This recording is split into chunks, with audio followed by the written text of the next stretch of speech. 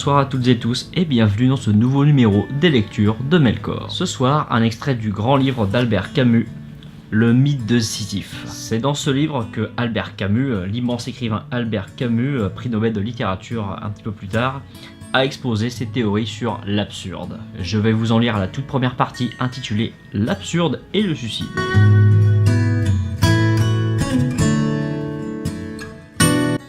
Il n'y a qu'un problème philosophique vraiment sérieux, c'est le suicide. Juger que la vie vaut ou ne vaut pas la peine d'être vécue, c'est répondre à la question fondamentale de la philosophie.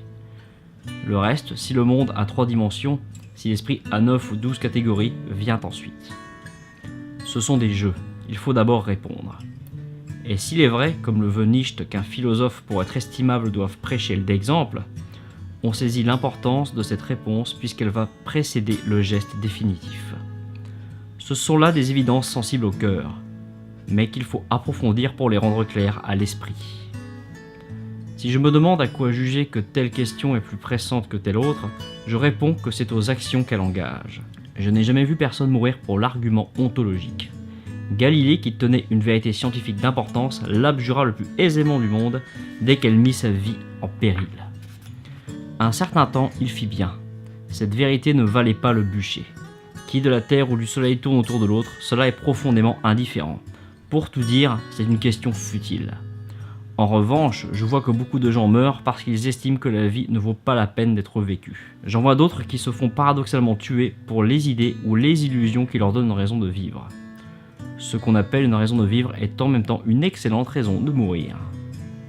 Je juge donc que le sens de la vie est la plus pressante des questions. Comment y répondre ? Sur tous les problèmes essentiels, j'entends par là ceux qui risquent de faire mourir ou ceux qui décuplent la passion de vivre, il n'y a probablement que 2 méthodes de pensée, celle de Lapalisse et celle de Don Quichotte. C'est l'équilibre de l'évidence et du lyrisme qui peut seul nous permettre d'accéder en même temps à l'émotion et à la clarté. Dans un sujet à la fois si humble et si chargé de pathétique, la dialectique savante et classique doit donc céder la place, on le conçoit, à une attitude d'esprit plus modeste qui procède à la fois du bon sens et de la sympathie. On n'a jamais traité du suicide que comme un phénomène social. Au contraire, il est question ici pour commencer du rapport entre la pensée individuelle et le suicide. Un geste comme celui-ci se prépare dans le silence du cœur au même titre qu'une grande œuvre. L'homme lui-même l'ignore. Un soir, il tire ou il plonge. D'un géant d'immeuble qui s'était tué, on me disait un jour qu'il avait perdu sa fille depuis 5 ans, qu'il avait beaucoup changé depuis et que cette histoire l'avait miné. On ne peut souhaiter de mots plus exacts. Commencer à penser, c'est commencer d'être miné. La société n'a pas grand-chose à voir dans ses débuts. Le ver se trouve au cœur de l'homme. C'est là qu'il faut le chercher. Ce jeu mortel qui mène de la lucidité en face de l'existence à l'évasion hors de la lumière, il faut le suivre et le comprendre. Il y a beaucoup de causes à un suicide et d'une façon générale, les plus apparentes n'ont pas été les plus efficaces. On se suicide rarement, l'hypothèse cependant n'est pas exclue, par réflexion. Ce qui déclenche la crise est presque toujours incontrôlable. Les journaux parlent souvent de chagrins intimes ou de maladies incurables. Ces explications sont valables, mais il faudrait savoir si le jour même un ami du désespéré ne lui a pas parlé sur un ton indifférent. Celui-là est le coupable. Car cela peut suffire à précipiter toutes les rancœurs et toutes les lassitudes encore en suspension. Mais s'il est difficile de fixer l'instant précis, la démarche subtile où l'esprit a parié pour la mort, il est plus aisé de tirer du geste lui-même les conséquences qu'il suppose. Se tuer, dans un sens, et comme au mélodrame, c'est avouer. C'est avouer qu'on est dépassé par la vie ou qu'on ne la comprend pas. N'allons pas trop loin cependant dans ces analogies et revenons aux mots courants. C'est seulement avouer que cela ne vaut pas la peine. Vivre, naturellement, n'est jamais facile. On continue à faire les gestes que l'existence commande, pour beaucoup de raisons dont la première est l'habitude. Mourir volontairement suppose qu'on a reconnu, même instinctivement, le caractère dérisoire de cette habitude, l'absence de toute raison profonde de vivre, le caractère insensé de cette agitation quotidienne et l'inutilité de la souffrance. Quel est donc cet incalculable sentiment qui prive l'esprit du sommeil nécessaire à la vie ? Un monde qu'on peut expliquer même avec de mauvaises raisons est un monde familier. Mais au contraire, dans un univers soudain privé d'illusions et de lumière, l'homme se sent un étranger. Cet exil est sans recours puisqu'il est privé des souvenirs d'une patrie perdue ou de l'espoir d'une terre promise. Ce divorce entre l'homme de sa vie, l'acteur et son décor, c'est proprement le sentiment de l'absurdité. Tous les hommes sains ayant songé à leur propre suicide, on pourra reconnaître, sans plus d'explication, qu'il y a un lien direct entre ce sentiment et l'aspiration vers le néant. Le sujet de cet essai est précisément ce rapport entre l'absurde et le suicide, la mesure exacte dans laquelle le suicide est une solution à l'absurde. On peut poser en principe que pour un homme qui ne triche pas, ce qu'il croit vrai doit régler son action. La croyance dans l'absurdité de l'existence doit donc commander sa conduite.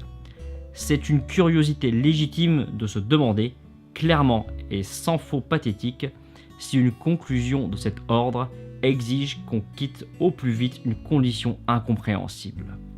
Je parle ici, bien entendu, des hommes disposés à se mettre d'accord avec eux-mêmes. Posé en termes clairs, ce problème peut paraître à la fois simple et insoluble. Mais on suppose à tort que des questions simples entraînent des réponses qui ne sont pas moins, et que l'évidence implique l'évidence. A priori, et en inversant les termes du problème, de même qu'on se tue ou qu'on ne se tue pas, il semble qu'il n'y ait que deux solutions philosophiques, celle du oui et celle du non. Ce serait trop beau. Mais il faut faire la part de ceux qui, sans conclure, interrogent toujours. Ici, j'ironise à peine. Il s'agit de la majorité. Je vois également que ceux qui répondent non agissent comme s'ils pensaient oui. De fait, si j'accepte le critérium nichéen, ils pensent oui d'une façon ou de l'autre. Au contraire, ceux qui se suicident, il arrive souvent qu'ils étaient assurés du sens de la vie. Ces contradictions sont constantes. On peut même dire qu'elles n'ont jamais été aussi vives que sur ce point où la logique au contraire paraît si désirable. C'est un lieu commun de comparer les théories philosophiques et la conduite de ceux qui les professent. Mais il faut bien dire que parmi les penseurs qui refusèrent un sens à la vie, aucun, sauf Kirillov, qui appartient à la littérature, Pérégrinoz qui naît de la légende et Jules Léquier qui relève de l'hypothèse, n'accorda sa logique jusqu'à refuser cette vie. On cite souvent, pour en rire, Schopenhauer qui faisait l'éloge du suicide devant une table bien garnie. Il n'y a point là matière à plaisanterie. Cette façon de ne pas prendre le tragique au sérieux n'est pas si grave, mais elle finit par juger son homme. Devant ces contradictions et ces obscurités, faut-il donc croire qu'il n'y a aucun rapport entre l'opinion qu'on peut avoir sur la vie et le geste qu'on fait pour la quitter? N'exagérons rien en ce sens. Dans l'attachement d'un homme à sa vie, il y a quelque chose de plus fort que toutes les misères du monde. Le jugement du corps vaut bien celui de l'esprit, et le corps recule devant l'anéantissement. Nous prenons l'habitude de vivre avant d'acquérir celle de penser. Dans cette course qui nous précipite tous les jours un peu plus vers la mort, le corps garde cette avance irréparable. Enfin, l'essentiel de cette contradiction réside dans ce que j'appellerais l'esquive, parce qu'elle est à la fois moins et plus que le divertissement au sens pascalien. L'esquive mortelle, qui fait le troisième thème de cet essai, c'est l'espoir.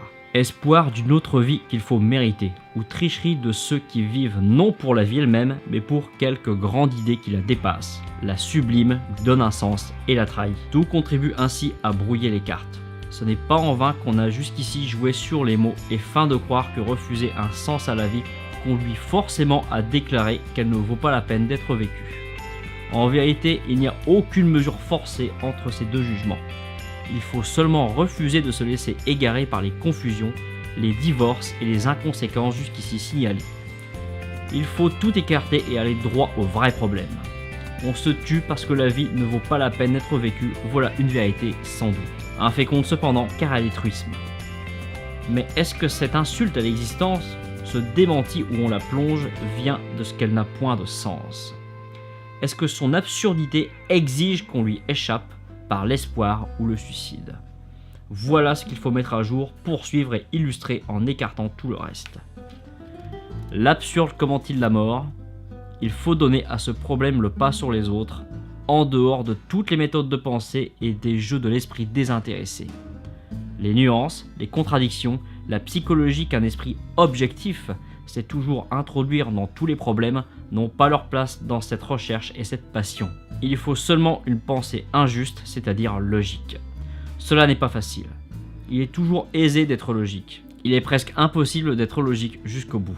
Les hommes qui meurent de leurs propres mains suivent ainsi jusqu'à la fin la pente de leurs sentiments. La réflexion sur le suicide me donne d'ailleurs l'occasion de poser le seul problème qui m'intéresse. Y a-t-il une logique jusqu'à la mort ? Je ne puis le savoir qu'en poursuivant sans passion désordonnée, dans la seule lumière de l'évidence, le raisonnement dont j'indique ici l'origine. C'est ce que j'appelle un raisonnement absurde. Beaucoup l'ont commencé, je ne sais pas encore s'ils y sont tenus. Lorsque Karl Jaspers, révélant l'impossibilité de constituer le monde en unité, s'écrie « Cette limitation me conduit à moi-même, là où je ne me retire plus derrière un point de vue objectif que je ne fais que représenter, là où ni moi-même ni l'existence d'autrui ne peut plus devenir l'objet pour moi. » Il évoque après bien d'autres ces lieux déserts et sans eau où la pensée arrive à ses confins. Après bien d'autres, oui sans doute, mais combien pressés d'en sortir. À ce dernier tournant où la pensée vacille, beaucoup d'hommes sont arrivés et parmi les plus humbles. Cela abdiquait alors ce qu'ils avaient de plus cher, qui était leur vie. D'autres, princes parmi l'esprit, ont abdiqué aussi, mais c'est au suicide de leur pensée, dans sa révolte la plus pure, qu'ils ont procédé. Le véritable effort est de s'y tenir au contraire, d'autant que cela est possible, et d'examiner de près la végétation baroque de ces contrées éloignées. La ténacité et la clairvoyance sont des spectateurs privilégiés pour ce jeu inhumain où l'absurde, l'espoir et la mort échangent leurs répliques. Cette danse à la fois élémentaire et subtile, l'esprit peut alors en analyser les figures avant de les illustrer et de les revivre lui-même. Et bien voilà, c'était la première partie, le premier chapitre du mythe de Sisyphe d'Albert Camus que je vous engage à lire, c'est vraiment très intéressant. C'est l'essai dans lequel il pose des bases théoriques qu'il exprimera de manière romancée dans L'étranger, son célèbre roman L'étranger. Voilà, donc je vous lirai peut-être un passage un de ces jours. Voilà, donc livre vraiment passionnant, comme vous avez pu l'entendre, j'espère lui avoir rendu justice. Donc, très très bien écrit, c'est vraiment une langue superbe qui est manipulée par Albert Camus là. Son prix Nobel est largement mérité, Bébert, t'as bien joué là. Voilà. Sur ce, je vous laisse. Bonsoir.